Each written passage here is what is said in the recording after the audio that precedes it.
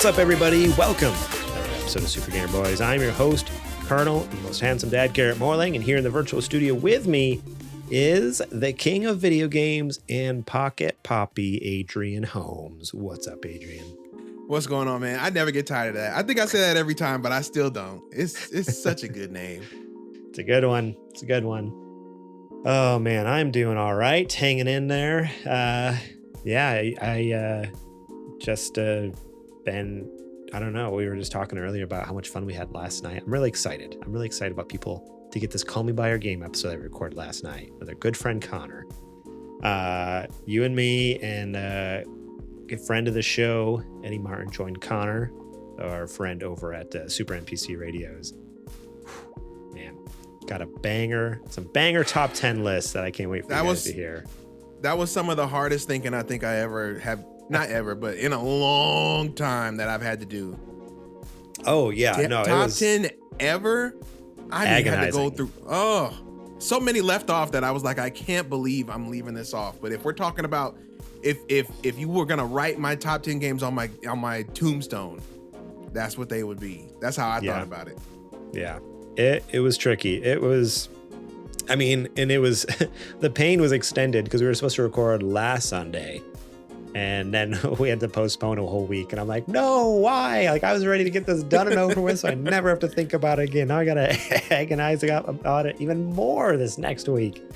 But yeah, in the end, we were just talking before the show. I'm like, honestly, it was like, had me super anxious leading up to it. Cause I'm like, yeah, this feels like it's very much like, it's not. Obviously, it can change anytime. But it felt like, this is it. Like I've never done this before, and here I am putting out my top 10. People are gonna hold me to it. Yep. And then when it finished, I was like, that felt really good. I think this is good. I mean, obviously it will change one day. I'm very sure it will. But I'd be upset if it didn't, because that means games haven't improved. Right. So.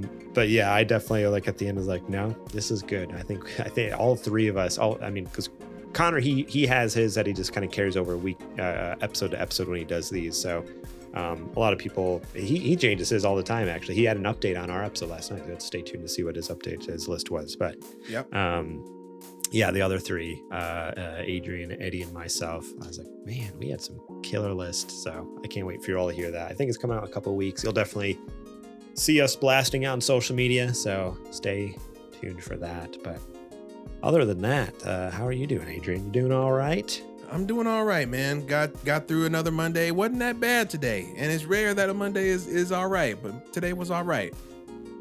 Nice. I'll take it. That's awesome. Good stuff. Yeah, when a Monday, when the Monday goes all right, it kind of sets up the whole rest of the week for potential success. It can still go south. I was gonna say, let's hope. We'll be optimistic about it. But generally, it's a good sign. All right. Well, today we're going to be talking about Fallout 4's rocky next-gen update, Xbox declining sales numbers, and Switch 2's new Joy-Con design.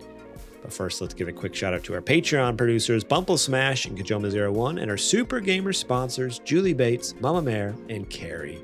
If you want to be awesome just like those folks, head over to patreon.com/supergamerboys, where you can support us starting at just $1 a month. That's right, $1, and you get episodes early and free, such as this show, and access to our Patreon exclusive show, Super Later Boys, and a few other perks that we'll talk about later on the show. We won't spoil it here at the top. Stay tuned for that ad. Unless you support us on Patreon, then you don't have to hear it. You get those ad-free episodes. Without further ado, though, let's move on here to the next segment. Oh, but before we do, I need to give a huge shout out to DJ Trooz, Jack Sriracha, and Yate for allowing us to use their music on our show. This evening, I believe we were listening to, the wonderful DJ Trooz. So if you love what you're hearing, head over to Apple Music, Spotify, search them up, click on the links in the description. I'll have everything linked in the description on YouTube and podcast. So check those out. Listen to them. They make good stuff. All three of those artists are absolutely fantastic. Go give them a listen. Show them some love. And with that, now it's time for our mailbag. To check the mail. To do the thing. There you go. I got there in the end. I got there. All right. Okay. I'm sorry. I was just trying to help. Thank you. Let's boot her up.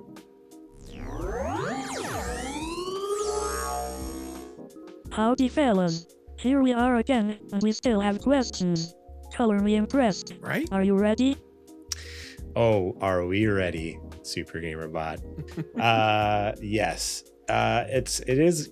I'm thankful for those who are just so not on top of it, but so diligent in writing in questions. They're definitely not on top of it because they came in just mere hours ago. 5 minutes. Yeah, I was gonna say 5 minutes before we started getting ready. But you know what they say? Better late than never. That's true. That is true. All right, Super Gamer Bot, do you mind throwing that first question at us from Sir Prince-a-lot? Sir Prince-a-lot asks, what's a game that you wish you never played? Okay, a game that you Yikes. wish you had never played. That's a hard question. Because we were talking before the show. Like, if a game is gonna be bad, I avoid it. I don't play it, right? I don't waste my money on it. Very rarely do I get duped into playing a bad game, I feel like. But I'm sure it's happened, but it was very hard to think of something. I feel like you know a game is bad before you get, well, at least, you know, when you come of age, right?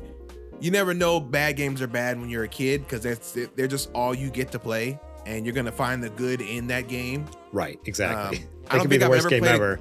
Yeah, I don't think I've ever played a game that like I was just like, man, I do not want to play this. I hate this, you know, as a youngin' anyway. So, but yeah, I feel like once you start to get your own opinions and you're able to do your own research, you don't buy bad games like that. You find out that they're bad before you get them, and you just don't get them. Yeah, so exactly. With that though, I did some brainstorming, and I basically started going through the years. I started with 2023 and started working my way back, like because obviously there's something I'm sure I could find from the past that I played as a kid. But again, like you were just saying, like as a kid, I loved it. But now looking back from my modern day 30-year-old eyes, I would be like, oh, that was a bad game. But in reality, like I probably loved the crap out of it. But I was like, okay, so what's a more modern game that I've played? Like, what's a game that I got duped into playing or gave it a try, gave it a shot, and was severely disappointed? And the game that I found is from the year 2018. And that game is Metal Gear Survive. Oh, okay. All right. I'm listening. We all knew it wasn't gonna be good, but again, me being the absolute die-hard Metal Gear fan, I love it all, even the ones I like, games I don't like. I try so hard to like. And I guess honestly, if I can have like a part two. This just struck me now. This was not prepped. This is just kind of like smack me right upside the head. I want to hear it. Maybe even Metal Gear Solid 5, honestly. Whoa! I don't love. I've tried just a couple months ago. Remember, but right before Final Fantasy VII Rebirth came out, I was going through it on my Steam Deck, and I still it was not feeling it. But no, my original one, Metal Gear Survive, that's actually a bad game. I was gonna say. Metal Gear 5 is definitely a better game than Survive, but they both just don't hit for me. Like I would be fine erasing Metal Gear 5 and especially Metal Gear Survive from my memory. Metal Gear Survive was just atrocious because basically it tried to take the success of Metal Gear Solid 5 in the engine, which was incredible. Don't get me wrong, the Fox engine is one of the best freaking game engines out there. Absolutely. And it was just gonna go to waste. So Konami's like, oh, let's figure out what to do with this. So they made a zombie shooter survival game with all the Metal Gear assets, with none of the stealth, none of the except snake, they made it bad. None of the fun, all of the tedious micromanaging task and stuff like that is absolutely horrible. Everything you could possibly do wrong in a survival game, they did wrong. And everything you could possibly do to ruin a franchise like Metal Gear, they did. Um, Just absolutely desecrated the grave of Metal Gear. To be honest, an actual Metal Gear game or like a smaller project where you do have to use your stealth tactics to avoid zombies, I think could actually be pretty fun. Now that I'm thinking about it, like if you play as Snake and I don't know, some outbreak happens and you got to get to the chopper at the end of the level and you got to be undetected by the zombies or else the horde will come get you. I can see that being fun. Okay. It's just Survive did not do that. That would be fun, not for an entire game. That's a fun. No, that's what I'm saying. Like a mode. It's a fun mini game, similar to like how they had like Metal Gear Solid 2 Substance, and then 3 was it Subsistence? Is that what they called it? Mm-hmm. Where basically it was like the B-sides or like it had like all the random extra stuff thrown into the games and stuff. Like what in 2 they had the Tony Pro Skater mode. Yep. And then in 3 you could skate on the bunker. Yeah, and then in 3, didn't they team up with Ape Escape? And it was just like, right, that Ape Escape inside Metal Gear Solid 3. So like, that's what I like. Survive makes sense if they came out with like Metal Gear Solid 5, whatever the heck they'd want to call it, like Subterranean. I don't even know. I don't care what they call it. They call it. Usually they start with an S for some reason. And then have like it's Metal Gear Solid 5, but then there's like a funny little side mode with Survive. But they just made a whole new game. But honestly, yeah, now that I've thought about it, honestly, both those games I'd be fine just deleting from my memory. That's fair. I know it's probably like some people like 5 is their favorite game, but I think it's only because they either haven't played. Yeah, I think a lot of the cases they just haven't played the originals, and obviously it's going to be hard now because they've played 5, so to go backwards it's going to be hard for them to get into the originals. But man, like I think most people would enjoy the originals. I think a lot of people enjoy 5, but I think you don't enjoy 5 because you don't enjoy 3 or Peace Walker because you don't like Big Boss. I think that's a major piece of why you don't like it. I don't like the gameplay of it either, though. But it's because it's based on Peace Walker. It's mission based like Peace Walker is, and I think that's just not what you look for in a Metal Gear game, unfortunately. No. But a lot of people do. I want stealth. I want to sneak. Right. With good like arena boss fights kind of thing. Throw me in a room with a boss fight. Like that's not 5. 5 is like, all right, like it's all these weird individual missions, episodes that you go through in this giant open world. Even the boss battles take place in this massive open world. You can kind of go wherever and do whatever. I'm like, I don't like this. Like I like my contained storytelling. I like the more cinematic feel. I guess when it's open, it felt too much like a video game. That's what it is. Metal Gear Solid 5 was a video game. All the other Metal Gear games, because even 3 I enjoyed. I don't like it as much because I don't like Big Boss's character. But 3, I would put way above 5 in any ranking just because of it was still like it's basically a movie that you can interact with, where 5 was a video game and I didn't enjoy that. Metal Gear to me is not barely a video game. It's like it's all forms of entertainment like smushed into one and mostly just a movie, Right. So yeah, I don't know. Do you have anything? What's a game that you wish you had never played? Not necessarily a game, like a full project, but I was telling you this before we started. I said the original build of the release build of Cyberpunk 2077. Yeah. I cannot think of a time when I was more disappointed by a game than the release version of Cyberpunk, because I was over the moon excited about that game just from all the trailers that we saw, all the marketing.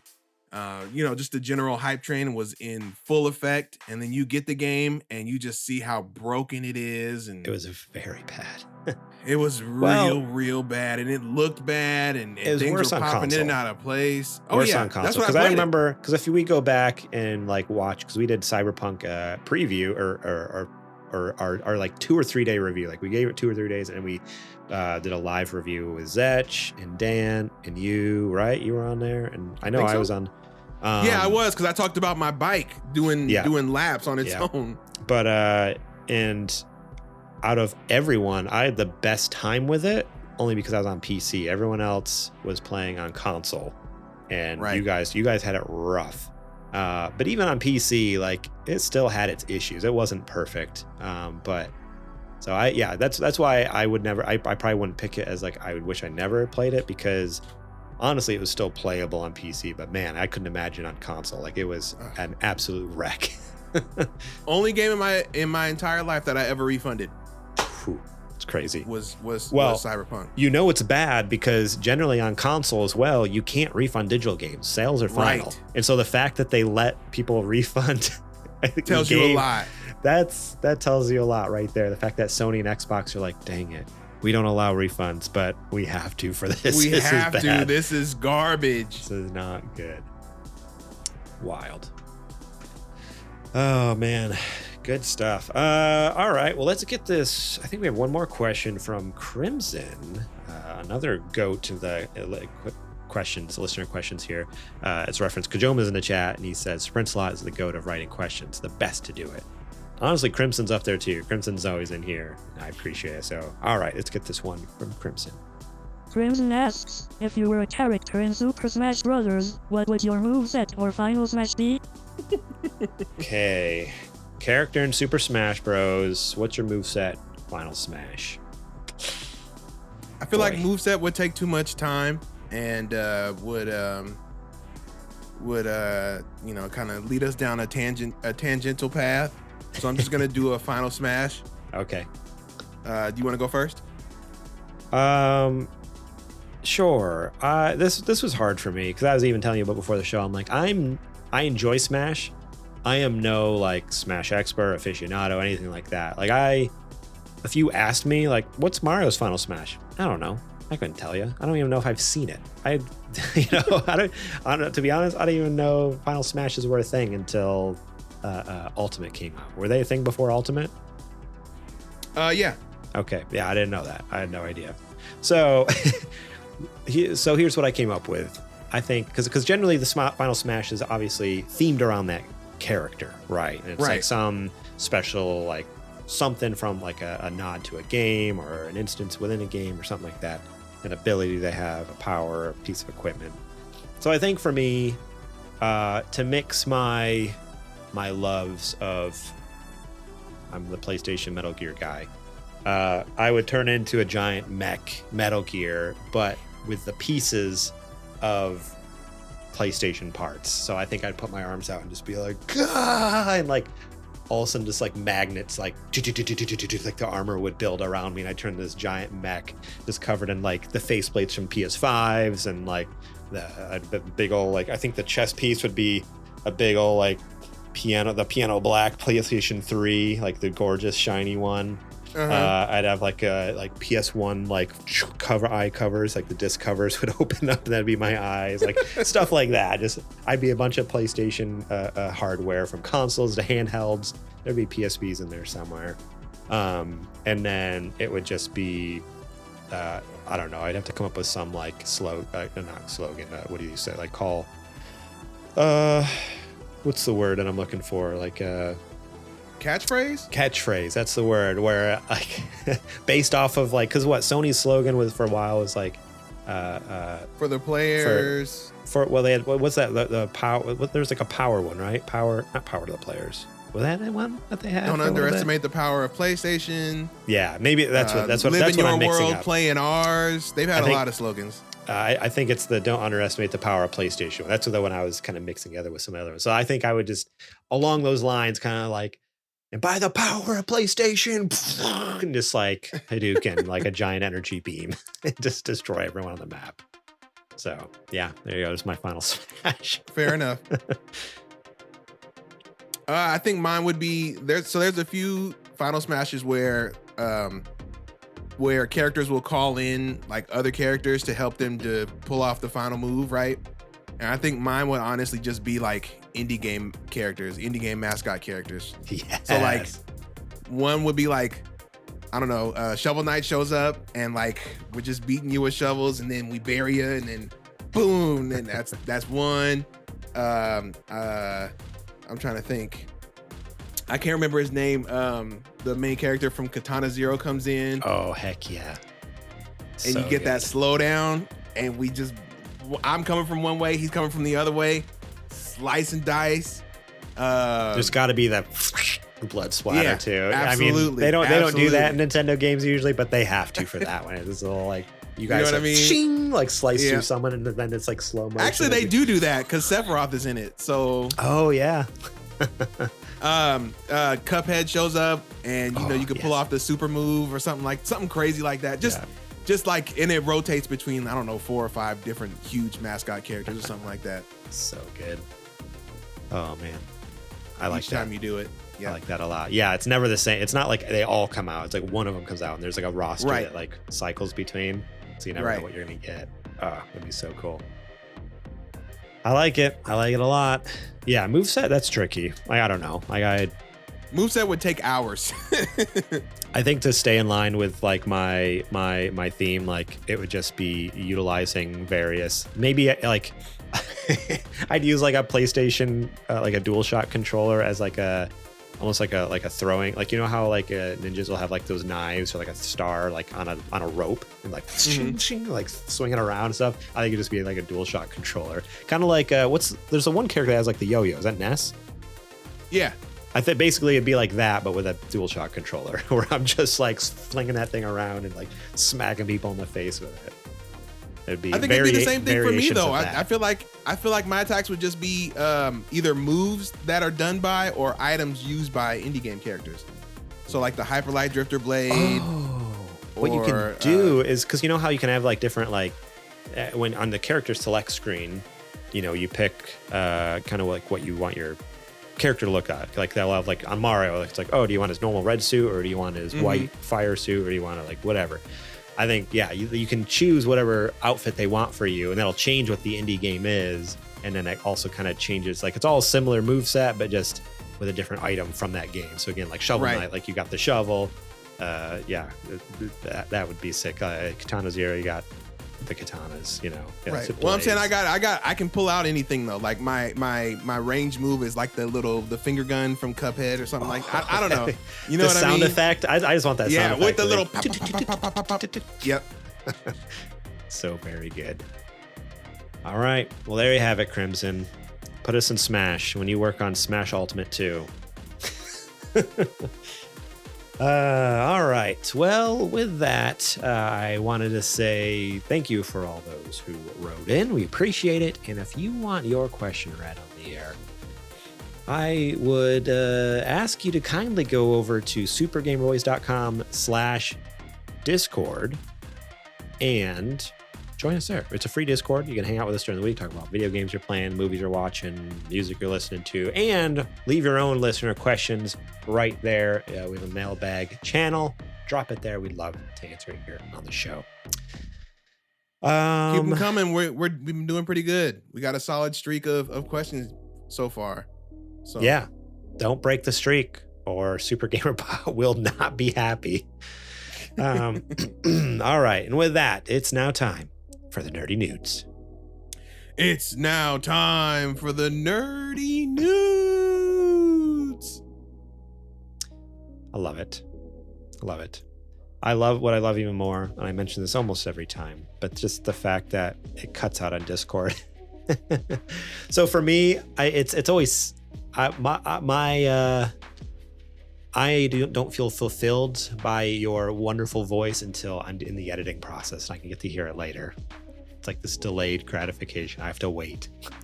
Hey, at least you got something to look forward to. It's true. It makes the editing process a lot more enjoyable. And I'm like, oh, it's okay, because I get to hear Adrian say nerdy nudes really loud. All right. I guess we can move on to the news stories here. Except I'm bad at my job and didn't set up OBS correctly. So now you're just going to have to sit here and wait for me to fix this. We got some fun news stories, though, for you guys. Here we go. Of course. All right. Thanks, Max Scoville. Appreciate you, dude. All right. We're here, and we got this first news story coming to us from IGN, written by Ryan Dinsdale. It's not Max. Max was just in the video. There's a video playing on the thing, and it's really, I hate it because it auto plays. I love Max, don't get me wrong, but I also love it when the videos aren't playing on our podcast. This first news story comes to us from IGN, written by Ryan Dinsdale. Fallout 4 Next Gen Update riddled with issues. That's right. Shocker. A Bethesda game busted. Bethesda's highly anticipated next-gen update for Fallout 4 is riddled with issues across PlayStation, Xbox, and PC. The next-gen version was finally released on April 25th, 2024, around 18 months after it was announced. I'm going to be honest, I had no idea this was even announced. I didn't know this was a thing until like a week ago. Suddenly there was a huge blast of like news stories like, whoa, next week the new update comes out. And I'm like, whoa, cool. Like all the articles made it sound like this was new news. Until I'm reading this article, I had no idea that we knew about it apparently over a year ago. Wow, I'm surprised. I thought you did, but we might have talked about it on the show, but as we've talked about before, basically as soon as the podcast is over, I don't remember a single thing that we talked about. As soon as we go offline, it ejects right out the back of my brain. So many times we'll go like rate a channel after our stream and they'll be like, oh, cool. What was the show about tonight? I'm like, let me check the show notes. Hang on. I gotta bring up the show notes. You gotta wait till it uploads tomorrow and then I can tell you. Exactly. The Steam version of Fallout 4 appears most wrought with technical issues, though PlayStation 5 players have struggled to obtain the update at all due to an availability error and confusing messaging from Bethesda. Xbox players, on the other hand, don't have access to the game's quality mode, meaning they can't experience one of the main appeals of the next-gen update, 4K resolution on ultra settings. This specific issue was confirmed on Twitter by tech expert Digital Foundry's Thomas Morgan. I can confirm that only the 60 frames per second performance mode works right now. The update has a bug. There's this wonderful image of... That's all I care about. Yeah, there's this wonderful image of dog meat falling through the world.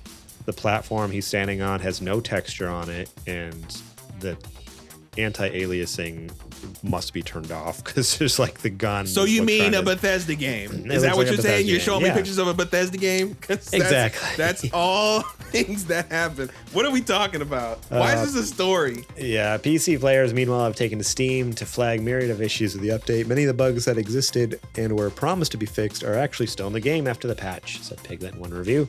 Finally updated the game and didn't fix a single issue. Wrote Birthday Jesus. but now the mods I used to fix it don't work. The initial reaction to the patch notes wasn't positive either. Damn, the bug fix list is short, wrote Dreamweaver WR on Reddit, a comment which has 921 updates. I had very low expectations, but this is much less than I expected. They didn't fix almost any of the bugs that annoyed me the most. Bats crash, perception bug for survival, for example. Fluffy Bun Bun Kittens chimed in too. I'm just continuing on with the story because I love these usernames. Fluffy Bun Bun Kittens chimed in saying, it is kind of amazing, they said. Now I'm just waiting with interest what new bugs we get with this update. One of these new bugs seemingly makes the game unplayable for some on Steam Deck, which is funny because part of the update was to make it Steam Deck certified now. It's a Steam Deck certified game, but it worked on Steam Deck before. It just had a weird launcher. Like it would come up with like a pop-up and you just hit okay and then it played. Well, now that it's Steam Deck certified, it actually doesn't work. Barely. I think there's been some tweaks to get it working now, but it's worse than before. A Reddit post from Prune Backwards said Fallout 4 can no longer be launched on the handheld PC, a sentiment corroborated by many of the comments and elsewhere. Some players who can launch the game are finding myriad of issues upon doing so too, like having no graphics settings, no launcher, defaulting to low settings, having a poor frame rate, and more. PlayStation users haven't been free from the issues either, though perhaps the biggest came in even trying to access the game. Fallout 4 was available for free through PlayStation Plus to all PS5 owners from November 2020 to May 2023. But this version of the game, nor the PlayStation Plus Essentials catalog version, would allow players to upgrade to the next-gen update for free. So if you purchase Fallout 4 on PlayStation, you get the update for free. If you got Fallout 4 for free through PlayStation Plus, you're screwed. Piss off. A full $20 purchase was required instead, though Bethesda soon confirmed this was an unintentional bug. We've seen some confusion.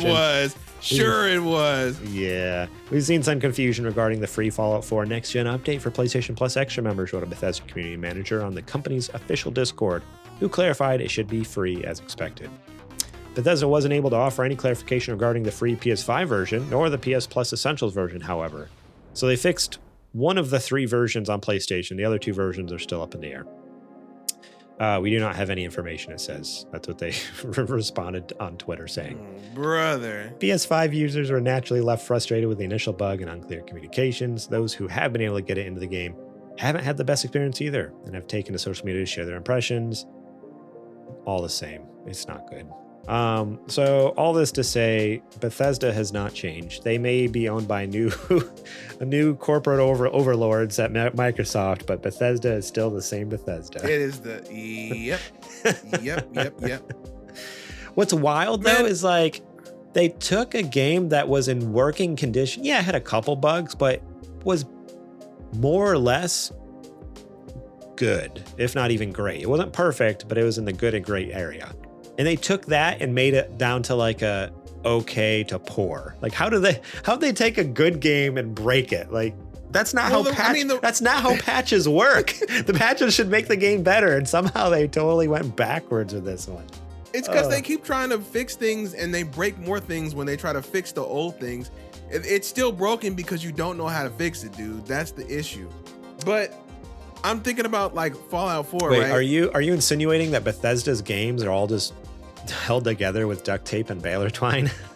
I would never, especially not for a game that released in 2023 from Bethesda that was developed specifically for next gen hardware. I would never say that about a Bethesda game. But anyway, no, I was saying Fallout 4. Honestly, they didn't have to touch anything on that game. Just unlock the frame rate. Just bump it up to 60. That's all I wanted. Yeah. Again, and it's just like I've been saying. Can I play Fallout 4 perfectly well at 30 frames a second? Yes. I will not die. I will be okay. But if you're going to offer me the option to play it at 60, I'm going to play it at 60. Yeah. So that's all you had to do. You can even, you know what? I'll let you up-res it. Go ahead and put it up to a nice 1440. Let it run at 60. Get out of my way. Yeah. You know what I mean? That's all you had to do. I think what's even funnier too is like one of the comments said it, I read it off there, was all of the bugs that people have issues with, there have been mods made to fix those bugs. So for a lot of people, they had a perfectly working game. No thanks to Bethesda, but it was freaking nailed down, perfect, no bugs, no issues, and if anything, looked better and played better than the original as well. With this update, not only did it introduce new bugs, but broke all those mods so they can't fix the bugs anymore. So it's like all the old bugs are back. There's new bugs. They can't use their mods. Everyone's pissed off. And this article didn't touch on it, but there was that Fallout London mod that was literally supposed to release like the same week, right? Yeah. And they delayed it because they weren't sure, like, oh, we don't know what was going to break and what wasn't. Yeah, will the mod even be playable? And apparently, the last I read, like, no, they're like, yeah, we tested it with the new next gen update. It's borked and we're going to have to fix it now. It's like, that's so sad. Like, imagine spending years designing this new mod to put out, Fallout London, like new story, new everything.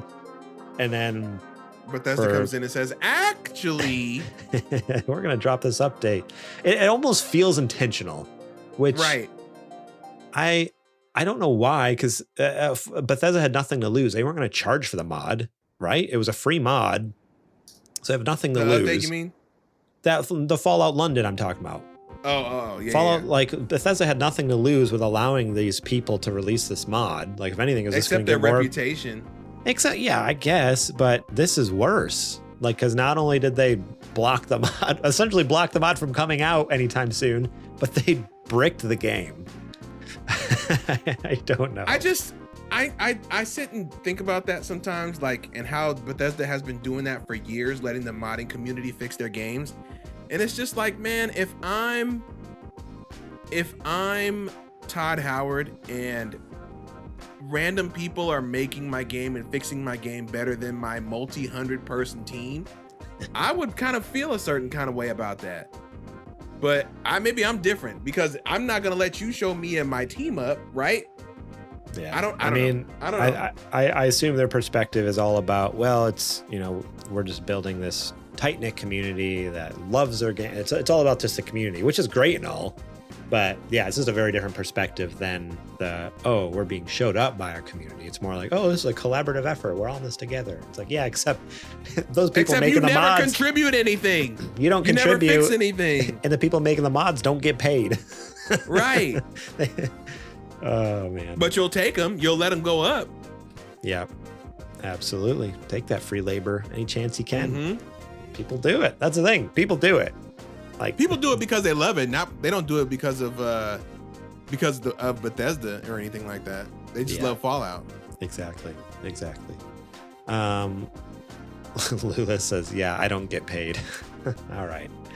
I mean, that's you didn't ask for pay. Just saying. It's too late now. It's too late now. You're already doing it. You said you wanted to be a mod. Yep. Too late. Oh, man. Yeah. Fallout 4. I don't know if there's been any update. I assume over the weekend something had to have come out to fix this, but maybe not. I don't know. If there's an update, we might talk about it. But I wouldn't be surprised if there wasn't. Download at your own risk. Give it a shot, I guess. See what happens. I mean, the worst that'll happen is it just doesn't work. So I guess it's not like it's going to brick your system, but I'm not going to say that. I'm not going to be that confident about it. Absolutely not. Not with a Bethesda game. Yeah, when I first heard about it, I was really excited about getting it. I was like, you know what? After watching the show was incredible. Getting a hankering to jump back in the Fallout world. Maybe I'll play Fallout 4 on my Steam Deck. I also have 3 New Vegas on my Steam Deck. So leading up to this, I was like, maybe I'll get the 4 because of the new update. And then once I heard all these issues and the fact that it doesn't run on Steam Deck, I'm like, all right, no, I'll just fire up New Vegas or 3 or something like that. Because those for sure run on the Steam Deck. Because they're freaking PlayStation 3 360 games, they run just fine and look even better than they did on those consoles. Because the Steam Deck's probably more powerful than the PS3 and the 360, honestly. Oh man. Absolutely wild. Not sure what they're doing over there. Not sure what's going on. But you know what? I mean, they're not suffering though. That's the thing. Like they put out that post. How many million of people have been playing Fallout 76 and basically because of the show, the sales and the player numbers on all the Fallout games has been absolutely insane. So they don't care. They don't care that it's broken. People are still playing the games. People are still watching the show. And that's what I mean. Like when you say, if I'm Todd Howard, I don't know.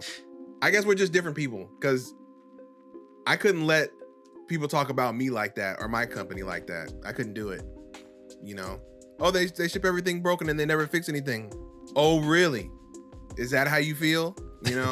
But Todd's different, I guess. Yeah. All right. Well, like I said, if there's any new major updates with this, we'll let you know. If not, just assume it'll probably be working one day. Download it, keep trying it if you really want to. But in the meantime, or just don't play the next gen update, right? Because it's a separate content pack. Yeah, just play the original version. Just play the PS4 version. Don't download the PS5 or Xbox Series X version. You're good. Fine. Move on. All right.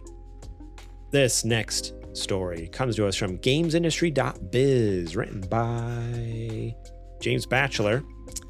Call of Duty and Diablo boost Microsoft's gaming revenues, but Xbox sales continue to fall. Imagine that. Microsoft has released its latest financial results showing significant growth in gaming revenues, thanks in no small part to the acquisition of Activision Blizzard. However, Xbox hardware sales continued to decline and saw the steepest drop since the Xbox Series X and S launched in 2020, down 31% year on year. Wow. The company's overall revenues were up 17% to $61.9 billion, primarily due to growth in Microsoft Cloud, which saw revenue rise 23% to $35.1 billion. So here's what you need to know. The numbers. They're up 17% year on year revenue. They're up on operating income. They're up on net income, up on more personal computing, up on gaming revenue, up on Xbox content and services. That's like Game Pass and Xbox Gold and all that stuff, but down on Xbox hardware. So that's where they're having the issues, is with the console, which big surprise, right? Like they, not only is their console not needed anymore due to the fact that Game Pass is everywhere, but when you come out and make the statement that, hey, we've lost the console race and we're moving on to the next gen, like they have over the last like 4 or 5 months, they've done like 2 or 3 different interviews where they keep saying that.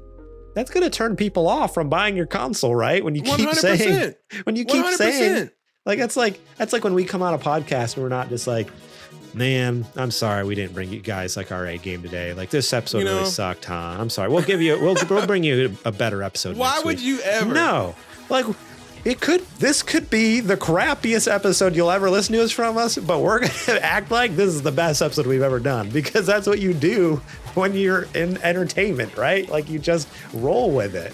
I respect him for being real about it, right? Yeah. Being real about the situation, but at the same time, you could say, hey, we might be, trailing behind in sales, but here are all the other ways where we're just smashing the competition. Talk yourself up. You can still be real without being like, yeah, guys, I don't know. I guess we just lost this one. I guess we just lost it, Yeah, but we've already accepted defeat. It's like, wait, what? Right. Like, no, you don't say that. Well, I guess I'll go sell my Xbox then. Yeah. What are you talking about, you maniac? Microsoft attributed the 51% growth in games revenue to the better than expected performance of Activision Blizzard titles, particularly the continued success of Call of Duty Modern Warfare 3. Another Activision highlight was the introduction of Diablo 4 to Xbox Game Pass, which was played for 10 million hours within the first 10 days of being on the service, making it one of the biggest first-party launches since the subscription service began. However, revenue from the Xbox console sales fell by 31% year-on-year in the 3-month period, the steepest decline since the current generation devices launched. Of the past 8 quarters, 6 have seen declines on Xbox hardware. Declines have mostly ranged between 7 and 13%, although there was a 30% decline in the company's Q3 2023. Platform Holder also reported new Q3 records for game streaming hours, console usage, and monthly active devices, although it did not release any figures. They better get the price cutting. I can tell you that right now before you read anything else. Yes. Okay. Series S better come down to $200 ASAP. Oh, 100%. And the Series X needs to come down to $325 or $345 right now. Yeah. I mean, there's a little bit more of the article, but it's just comparing sales to the other consoles. We know they're obviously doing better. I mean, or else this article wouldn't exist. So, yeah, this whole thing is, I mean, I've kind of already said my piece, but it's like, man, what do you expect? Like, you talk down on your product, people are gonna treat it the way you treat it, right? Like they're not gonna get all hyped and go out and buy one, and when you're like, we lost. Hey guys, this thing sucks. Please buy one. Waving the white flag. We surrender. We give up. It's like, no, what are you doing? Absolutely not. I could be in super duper last place. I only sold 10 consoles. I would never. Be like, bro, no, you don't understand. We sold 10 consoles. Woo! Right. Yeah. I mean, this is cool to me. All right. This is awesome. Yeah. Right. Oh, man. Absolutely not. Never, ever would I say something like that. Yeah. It's unfortunate. But I think I'm right there with you. So to kind of turn the conversation here, like, all right, how do they solve this issue? Because obviously their solution at this point, they've kind of shared, is they're just moving on the next gen and whatever their next steps are. But right. I don't like, I liked your idea of like, all right, no, like realistically, they need to start dropping prices, be like, hey, you know what? We got a killer product and we want everyone to have one. So now the Series X. And we also don't want to be left with a bunch of them at the end of the generation that we're trying to sell. Yeah. If we're moving on to the next thing, we got to fire sale these things. We got to get them out. Yeah. Now Series X, how much is it? Is it 4 or 500? It's 5, but I'm saying 5. If you drop it to $349, right? Yeah. You undercut PS5. Exactly. It's moving. You drop Series S to $200. Series S was already the better seller of the two. You drop that to $200, it's smoking off shelves. Yeah. Yeah. Drop those prices and drop a bunch of more games on Game Pass. That's the thing. This price drop on the console needs to coincide with a bunch of new releases of first-party games. Like this spring with Hellblade coming out, and I don't know if they have anything else for the rest of the year, but like at a put moment all the where, Call of Duties on there. Yeah, exactly. Yeah, like do a big announcement where like, hey, like Hellblade 2's coming out. We're dropping all the Call of Duties. We're dropping, you could play World, like we've talked about this speculated before, but like, well, you can play World of Warcraft. You get a free subscription to World of Warcraft if you have Game Pass. Like something How crazy. They didn't do that is beyond me, dude. Something it's crazy. Beyond me. And that'll like people will come flocking back when it's like, oh shoot, what I can play all these games over here and get access to this and game like. They gotta hype people up again. They kind of did a big bummer, They just came out with a big old bummer, and then they are wondering like, man, why are we losing more sales? So they really gotta give us something to celebrate, Please give us something. I hate to hear Xbox doing this bad. Yeah, it's sad because like, not that I've ever been the biggest Xbox fanboy. Like I haven't owned Xbox in a long time, but man, they still make cool stuff, and like obviously competition is good. I want them to be around, like to help make PlayStation better, because at this point PlayStation's getting complacent and I don't like it. I don't like No, they are. They are very they always do this. Yeah, they always do this. The cycle. They need Xbox to come and kick their teeth in, so then they come back bigger and better than ever. We heard you last generation, and we're here for you, the players. And PS6 is going to be the best PlayStation ever made. And then PlayStation 6 rocks. Yeah. It always happens like that. Not this time around, because the last two generations, Xbox just keeps rolling over. Yeah, I know. It's like PlayStation, or Xbox is just the little pug rolling over, showing his belly. It's like, no, like get out there, be a freaking pit bull, tear PlayStation apart. Right. Teach them a lesson like you did in the 360 era. All right. With that, I say it's time we move on, or should I say switch over to this last news story. Once in a while I'm on it. This last news story comes to us from VGC, written by someone over there, Tom Ivan.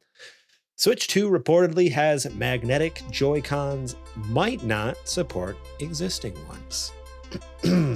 Interesting. Excuse me. Long-running Spanish video games website Vandal claims to have received information about the console from sources at peripherals manufacturers. According to the site, Switch 2's Joy-Con controllers will attach the console magnetically. As current Joy-Cons continue to connect to Switch using a rail system, it's unclear if they'll be forwards compatible with the new console. The existing Nintendo Switch Pro controller will work with Switch 2, it's claimed. It's worth noting that prior to Switch's OLED reveal in 2021, Vandal accurately reported on some of the console's features, such as the inclusion of a new stand and an Ethernet port. VDC reported in February that Nintendo had internally delayed the launch of its next-gen console from this year to early 2025. One publishing source suggested the delay was so that it could prepare stronger first-party software for the console, while others have claimed the move was made to avoid potential hardware supply issues. VDC also reported last summer that development kits for Switch 2 were in the hands of key partner studios. Two sources VGC spoke to at the time suggest that the console could launch with an LCD screen instead of the more premium OLED in order to bring down costs, especially considering the increased storage need for higher fidelity games. Really, this is a short and sweet story. Magnetic Joy-Cons. How does that make you feel? Weird. I'm still trying to figure out exactly how it would work. I imagine there's extremely... Wouldn't it just fall off? There's extremely strong magnets out there. Like, there's magnets where, like, I used to have one back in the day. I forget where I got, like, a friend gave it to me. But I, like, stuck it to, like, the side of my truck and could not get it off for the life of me. Like, had to take a freaking, like, pry bar or, like, a little, like, chisel, like, a sharp edge to, like, get under it and, like, pry it off. And there's strong magnets out there. But there are, but also, the thing is, are they going to get those? Sorry. I was just going to say, like, magnets also degrade over time. Like they lose their magnetic abilities and power, not power, you know what I mean? The magnetic strength. It'll get weaker and weaker. So that's my biggest fear is like, all right, so at first it's going to feel so satisfying. It's going to make this nice like click as it snaps in. Oh, it's going to feel so good. And then after like a year or two of coming on, off, like constantly taking them on and off, man, that's going to be dead. And you're going to be holding it and it's going to like flop on the floor. Like there has to be another way to secure it. Similar to like even the Switch now has rails, but then it also has like the lock that you like, the button you like can click up at the bottom, right? Or kind of like, you don't do it. It automatically does it. Like you slide it on and then there's like, it's a 2-latch system. It clicks. There's a rail and there's a lock. They have to implement something like that, right? They can't just be a couple of magnets slapped on the side. It can't be because imagine me laying down in bed, right? And I'm playing and I have the Switch above my head, dude. And I move it the wrong way and the magnetic... It just plops right down on your face. Or what if you put it in your bag and it shifts around in your bag and then you go to take it out of your whatever, case you have it in and the controllers are laying on the side because they came loose. Right. Yeah. Just fiddling around your bag trying to find the dang controllers. Like, where'd they go? Right. You're riding in the train or the car and you know what I mean? And there's a big bump, right? In the train or on the road. And then your hands go up and they come back down and boom, your main unit goes flying. So I don't think it's magnets in that sense. Maybe magnets in support of the traditional Joy-Con system to kind of help with rigidity. But yeah, I don't know what I don't think it's magnets the way I'm thinking, like I just said, where it'll just fall on my face, because that would be an idiotic design. Yeah, I don't know. Like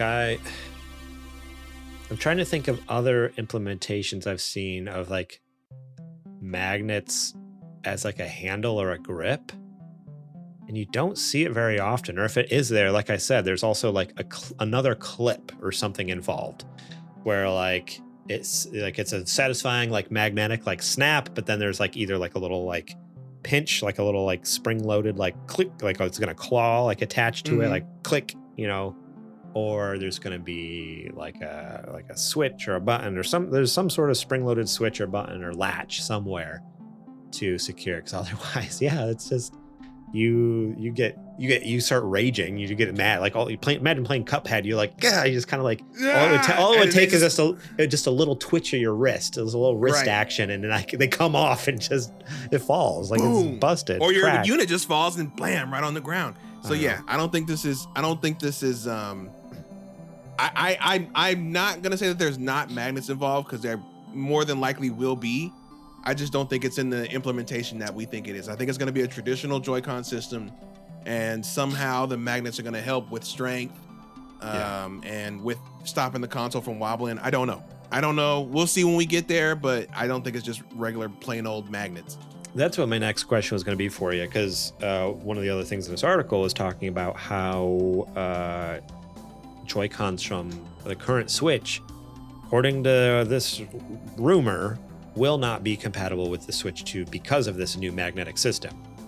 Absolutely not. They will be. Do you think? They want. Okay.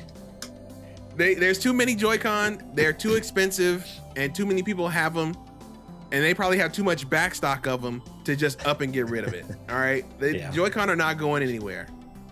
Yeah, that's kind of how I feel. It just seems wild. I mean, with every other console, they've pretty much moved on to a new controller system. Like the only one I can think of, well, that's not true, because like, okay, GameCube to the Wii, the first iteration of the Wii had a GameCube built into it, and you could still use your GameCube controllers. Even Wii to Wii U, you could still use your You could still use your Wiimote and nunchuck in certain games, right? Mm-hmm. I never had a Wii U, so don't have experience with that, but that's what I've assumed, anyways. So they do. It's not unheard of for them to carry over controllers between generations, but there are hard breaks, like between Wii U and Switch. Obviously, like there's nothing that carried over. Like that was a hard stop there. Even prior to GameCube, like Nintendo 64, and that did not carry over at all to game. You couldn't plug your 64 controller into a GameCube or anything. So I don't know, but if this is going to be the Switch 2, like everyone's saying it is, it would be wild for them to be like all that hundreds of dollars you spent on your Joy-Con collection, because people collect these things. Yeah, absolutely. That's why I'm saying they're not going anywhere. That'd be absolutely $80 a pop, and you want me to just throw them away? Are you insane? They would be monsters to do that. Oh man, yeah. I think you're onto something where it's going to be a mix of the old system and a new system, and so newer Joy-Cons might connect a little more snug, a little more securely, and have maybe more features, since you're like, okay, like the Dual Sense on PS5, like, oh, it has fancier features and stuff, better, it has super HD rumble in it instead of just regular HD rumble or whatever it is. Yeah, but I can't imagine them completely outright just being like, yep, sorry, peace. Good luck with all those Joy-Cons you got now. I mean, I'm never going to put anything past them. I'm just saying it wouldn't be a great look. But sometimes they might think, oh, well, we're Nintendo, we can do that. They'll buy it anyway. You know what I mean? Right. Yeah, that's the scary thing. You're right. Nintendo, sometimes they do their Nintendo thing, and they know people are going to buy it no matter what. We'll see. We will see, and we will be here to talk about it. That's for sure. You are. Yep. Staying tuned. We'll definitely be talking about Switch 2. That's for sure. All right. Well, that is it for the news stories this week. And I guess that means it's now time for the Patreon ad. Let's do it.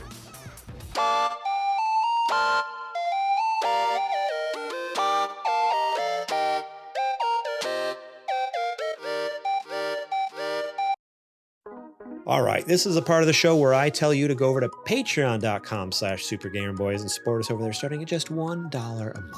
That's right, $1. You get episodes early and ad-free, such as this show and our Patreon exclusive Super Later Boys and previous seasons of Super Gamer Book Club, one of which is Patreon exclusive, season 1, featuring host, former host Zech Keenan. So yeah, there's all sorts of fun stuff just for $1 a month. You get probably enough content to keep you busy for quite a while. After that, we got the $5 level where you can get all those previous content for free, and you get the show notes each and every week. For this show, you know exactly what we're going to be talking about. You can see the listener questions, see the show notes, or the news stories, even see what we've been playing. And you can leave your own questions, comments, concerns, thoughts, everything right there on the dock. I have comments turned on, so you can log in there, click on the part of the dock you want to leave a comment on. If you want to share what game you've been playing, if you want to talk about your answer to a listener question or your thoughts on a news story, feel free to leave it there, and we would love to read it here on the air. $10 a month, you can be a Super Gamer sponsor, where you get a shout out at the top of each and every episode, as well as that previous perks that I mentioned. And then there's the top dog tier, Patreon producer, $15 a month. You get all the previous perks and the ability to pitch us a show segment or idea. If you have thoughts on some fun social media content like Kajoma's Card Game Corner, or formerly Adrian when he was a Patreon producer doing Super Indie Boys, or even a segment for the show, like Losing Reviews or Tall Tales or JJ or whatever it might be, you could support us there, run it by us, and more often than not, we give it the old college try. We vet everything first. I do like to put that disclaimer here just in case. But we are pretty open to most ideas, or pretty much every idea we've ever gotten to be honest. And it's always a blast, and we enjoy it. So we love that you guys are willing to support us over there. We're so thankful for it.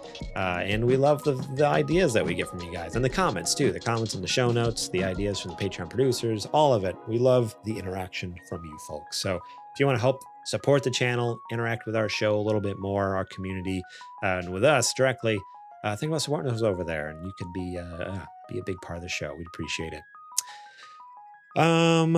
Next on the ad here, you should go over to sgbstore.com, because we have a hat over there that's very, very good. We actually still need to add another item I just remembered you had got that demo of, but Adrian, but I can't remember if we ever activated it. So if we haven't, and you give it the big thumb, do you give it 2 thumbs up? It's good. I think there's one very minor tweak. Okay. Where did I put mine? Oh, one very minor tweak I think we need to do, and then it should be good for prime time. Okay, cool. Yeah, I'm glad we didn't run it right away then, because I think initially we're like, let's do it, and then I forgot to do it. But obviously, more time with it give you a good idea what to fix on it. But anyways, we got hats, we got t-shirts, we got mugs, we got stickers, whatever you're looking for. We probably have sweatshirts, hoodies, all the cozy, comfy things. Granted, it's summertime, so go grab a t-shirt. We got some nice, soft t-shirts with our logo on it. And then last but not least, if you're watching at twitch.tv/thesupergamerboys, we'd very much appreciate it if you threw us a subscription to our channel. Typically cost you $5, but if you have Amazon Prime, you can link it to your Twitch account, use your free Prime gaming sub that you get each and every month. Cost you $0, no dollars. Completely free to you. But we, the Super Gamer Boys, still get $5 from it. So if you want to support us for free and help our channel out, please drop that Prime gaming sub on our channel. We'd very much appreciate that. Not only is it free to you, help support the channel, you get access to our emotes, and you get to watch ad-free. So whether it's Monday nights when we're recording the show live, or any of our other streams we do throughout the week, you don't have to deal with those pesky little ad breaks. So think about supporting us there. Watch our content ad-free with our fun emotes, and help support the channel all in one for free. Again, costs you $0. What are you waiting for? Click that button. We'd appreciate it. All right, with that, let's get back to the show.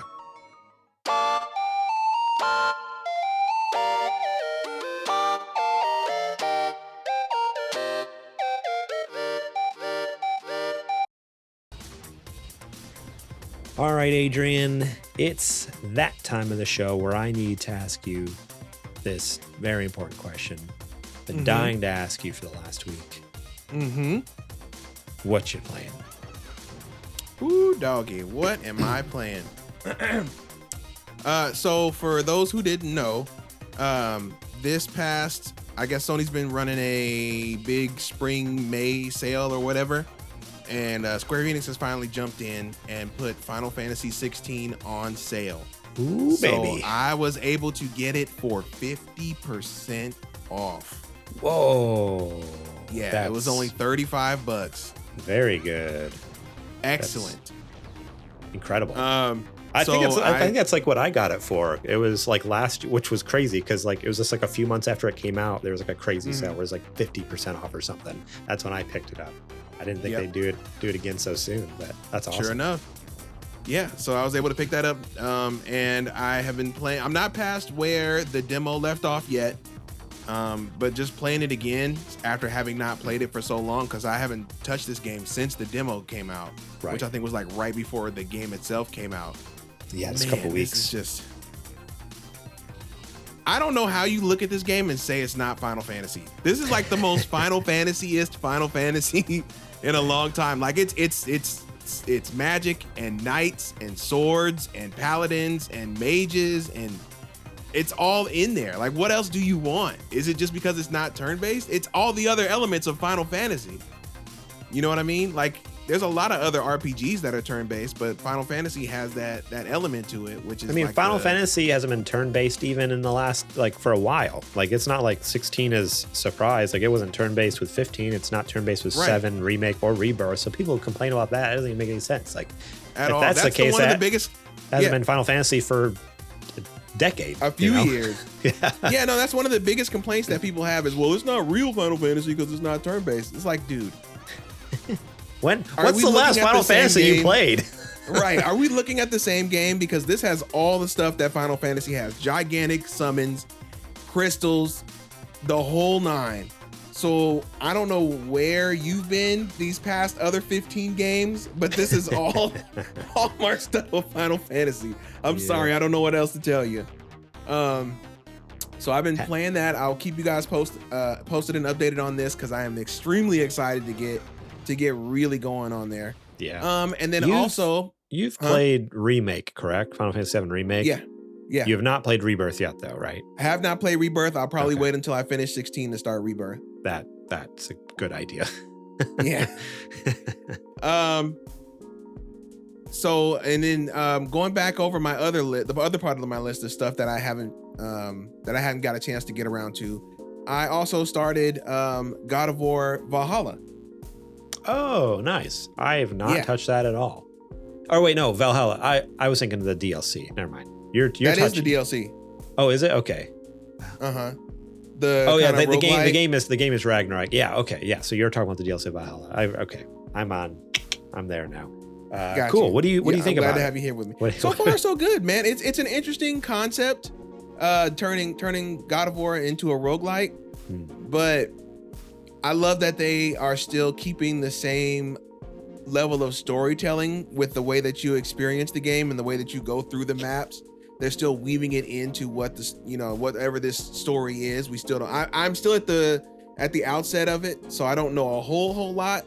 Okay. I've probably done maybe like one run where they send me back and I didn't die. So yeah, I'm still uncovering things. They were definitely leading me on in the beginning to be like, I'm like, are Kratos and Freya a thing? Because the way that they were talking was like, I was like, I don't think they are, but they really tried to, play with that narrative. Okay. But yeah, man, combat still feels good. I am incredibly intrigued to see where this goes. And that has been what I've been bouncing most of my time between this past week is those two. Nice. Yeah, I don't know, because of the DLC being like a roguelike type game, that those aren't generally my favorite. Like, because you guys all know I'm bad at video games, so it'd be like, oh man, because I guess I just assume usually if it's a roguelite, it's also more difficult as well. Like for whatever reason, it's like, oh, not only is it if you die you got to start over, but it's really freaking hard.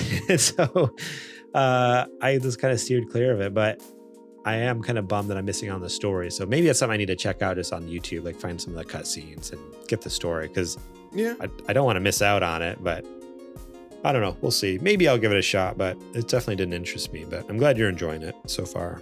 Well, I'll keep you posted, and I'll be like, I'll let you know either way. You should power through it. You need to see the story. Is it really difficult combat wise, or is it doable? Like, is it like, okay, this isn't It's doable. Bad. I mean, you can choose your difficulty. It's not one set difficulty. Oh, okay. It's not, because I don't, like I said, like generally when you hear like roguelike, it's locked difficulty, Soulsborne-esque, like it's really hard combat and it's like permadeath kind of thing. Like, oh, you die, start back at the beginning. Like I just think of like Dead Cells, like that was a hard game, Right. or various other games. So I just assumed they got rid of the difficulty choice, but if there's still like easy, normal, whatever in there, okay, that changes things. Then maybe I will try it out then. Do you know about how many hours it is? I looked online and they said it should take you the average was about 6 hours. That's a good chunk for a DLC. Yeah. I was thinking it was only going to be like 4 max. Like, if you really like go all out 100% or something, that's crazy. That's like 6 hours. It's not bad. Okay. Well, we'll see. Yeah. If I ever find time in my busy schedule. But enough about me, man. Good sir, what have you been playing? Oh, well, that's where my schedule is getting busy, because I've just been cranking through Final Fantasy VII Rebirth. Obviously, I played more Kingdom Hearts 2, which it feels like it's been an eternity, because we swapped stream days. I streamed last Tuesday, and so it feels like forever. Like that's only like a week ago, but I'm used to streaming on Thursday. So normally when we do record the podcast, it's only like 3 or 4 days ago. Right. So I'm even like right now trying to remember, like, what the heck did I even do on that last stream? I think I finished up on the Hades. Okay. Fighting, like doing that stuff. Not Hades, but what is it? Like whatever the Hercules world is. And I just showed up at Mickey's Castle. Cup. I just got invited to Mickey's Castle. They're like, oh, we got to get back. I showed up there, saved the game, and quit. So I haven't done anything at Mickey's Castle, but that's where I'm at. And yeah, I guess at this point, my feelings with Kingdom Hearts 2 is it's funny because it sounds like I'm just always complaining, but I was stuck in, obviously the game has a really long intro area, and I'm just like, all right, I just want to get to the main game. I got to the main game. I'm like, okay, this is fun. This is good. And we had a couple new worlds. We had Mulan, and then we had Beauty and the Beast. But now, and then I went back to do Hercules, and by the end of the stream, I'm like, I just want to get to a new world. Like, I've already been here before. Like, yeah, it's a new area. Like, we haven't technically been to Hades before, but just these characters, like, all right, it felt like we've been here before because we've already dealt with Hercules and all that stuff in Hades. So getting to Mickey's Castle, I'm kind of excited because I'm like, okay, we haven't been here. So I'm excited for that. But I'm just, I guess going into Kingdom Hearts 2, I anticipated more just new stuff. And yeah, to like get hung up at Hercules, what's the name of the freaking Mount Olympus or whatever it's called? Olympus? Olympus is just like, okay, like let's move on. I'm good. Keep going, dude. Keep going. I've been giving you a lot of grief lately over Kingdom Hearts 2. I'm still at that moment. I'm still at the point where like I'm not hating it all by any means. Like I'm not like, oh, I hate this game, it's so stupid. Even though I keep giving you grief, but I'm also still not absolutely loving it. I'm just like, all right, like when's it going to change? When am I going to get in that world where I'm like, oh, this is a fun world, or these are fun characters that I didn't realize I wanted to interact with. That's really fun. So still waiting for that, but I'm also not like dreading it either. So I'm looking forward to playing it this week on Thursday, unless we decide to swap stream days again. Then probably Thursday I'll be playing that. Let me see. Okay, oh yeah, Final Fantasy VII Rebirth. That game is so freaking good. I'm up to chapter 10. I'm so jealous. I'm still doing the same thing I was. Again, like I think I mentioned this every week, where it's like I hear of people who get like burnt out. They got burnt out around like chapter like 7 or 8, like with all like the side stuff and mini games and stuff. And for me, I'm chapter 10 and I'm still 100% in, doing all the side quests, doing all the mini games, maxing out all the mini games, like getting the tier 3 gear and everything and rewards. Like absolutely loving my life. I'm up to like 55 hours in the game. And I think according to like, because a nice feature with the PlayStation 5 is on your home screen, it'll tell you what percentage you are through the game. And I think it's like 63 or 64% or something like that. So I potentially have another 40 hours in this game, if that's to be, because I'm at 55 hours. I'm trying to do the math. Like, all right, I have 40 some percent left. I got a long way to go, but you know what? I'm loving it. I'm really enjoying it. And that's not entirely like things could pick up towards the end. I know like with Remake, the side content got less and less towards the end because of just how the story progressed. The story is just progressing faster. There's less side content. There was no time for it. You're getting to the end game. So if that's the case with this game, then it could pick up quick at the end. But otherwise, I'm loving it. It's great. I'm trying to think the town I just got to. Have you been to Costa del Sol yet? Yes. The resort? Oh, yeah. That was like chapter 4 or 5. That's pretty early on. I can only imagine. Cosmos Canyon? Cosmo Canyon? Cosmo Canyon. Yeah, that's where I'm at now. Okay. And I'm just Red 13. Red 13's turf. Just like left us. He's like, peace. And apparently he's a kid. Spoiler. I just spoiled a lot, but you know what? This is like a 30-year-old game. I don't know. Go play. What are you doing if you haven't played it by now? But yeah, so it's like, okay, it was a weird twist and I'm excited. Like, I'm curious to see how the story explains and goes from here. Because at this point, like, you walk into town and he's like, well, thanks for bringing me home. Peace. And he's like, his voice is different. It goes from like this deep gruff to like, oh, thank you guys. And like just runs off. I'm like, what the heck? Like, what is happening? So I don't know. We'll see what's going on with Red. Keep me posted, man. I love it. I love hearing this from you. Me too. On one hand, like I was talking with Trudy the other night, not that she cares, but I have to talk to someone about video games other than just you. And so I was telling her, like, man, like on one hand, I'm loving my time with this. Like I have like 55 hours into it, but on the other hand, I just want to know so bad. Like I want to know so badly how it ends. I also just want to I'm also, like I said the other day or earlier in this episode, but the other day I mentioned it to you too. It's just like I'm getting a hankering for a Fallout game with the show and stuff, but it's like, I'm already playing this and Kingdom Hearts 2. It feels crazy to jump into Fallout in the middle of that. That's kind of a lot. So I'm just like, I'm starting to get hankering for other games. So it's no fault of Final Fantasy, and I'm not dropping off on Final Fantasy. It's just that I'm also getting, there's excitement take a break. with just other do a properties. Palate cleanser. Adrian, no. You know I me. said a palate cleanser game. You know me. I won't go back to. If I stop now, I will not finish Final Fantasy. But that's with games that you were like, it's okay, but it'll be Rebirth 3 is years blowing from your now. mind. It'll be 3 years from now. I'll finally. I think Rebirth is too good for you to just leave alone. I don't think you could do that. Even if you went to another game, I feel like you would come back. I don't know, Adrian. I think you underestimate my abilities. My ability to just totally just ditch a game and move on so quick.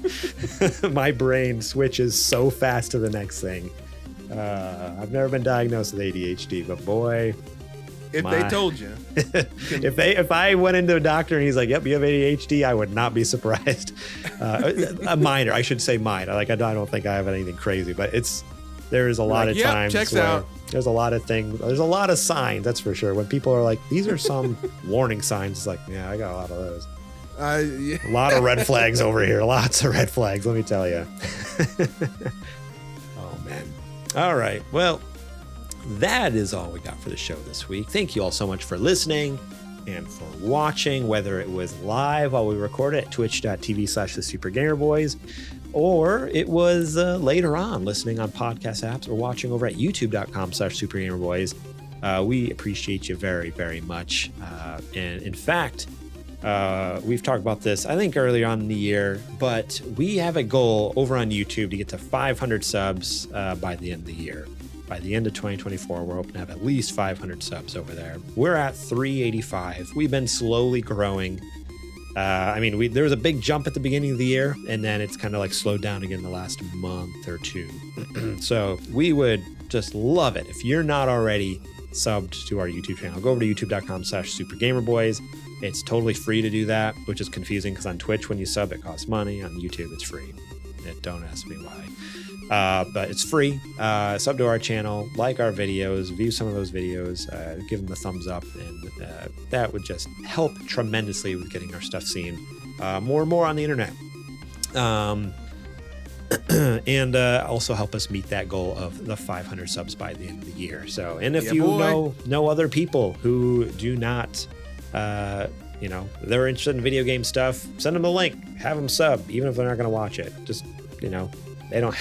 A subscription isn't. It's not a lifetime commitment. You're not locked in, but it still helps the channel. So think about subbing. We'd appreciate it. You can also support us by financially with real cold hard cash over at patreon.com/supergamerboys. If you really love what we do, and you've already subbed to YouTube, you already download our podcast, and you're following us on Twitch, think about supporting us over at patreon.com/supergamerboys, starting at just $1 a month. Get episodes early and ad-free, and there's other tiers with other perks that we mentioned previously earlier on the show. So think about supporting us over there. We'd very much appreciate it. If you want to get some sick duds to wear around town, whether it be a new sweatshirt, maybe a new hat, cool coffee mug to take to work, think about supporting us by buying some merch, sgbstore.com. We have very reasonably priced merch that is, in general, very comfortable and good quality. Yep. I still have my mugs. The print on them looks great. None of them are chipped or cracked. I love my crew neck sweatshirt. I love my dad cap. Adrian loves his hat, which isn't on the store yet, but will be soon once we tweak a couple things.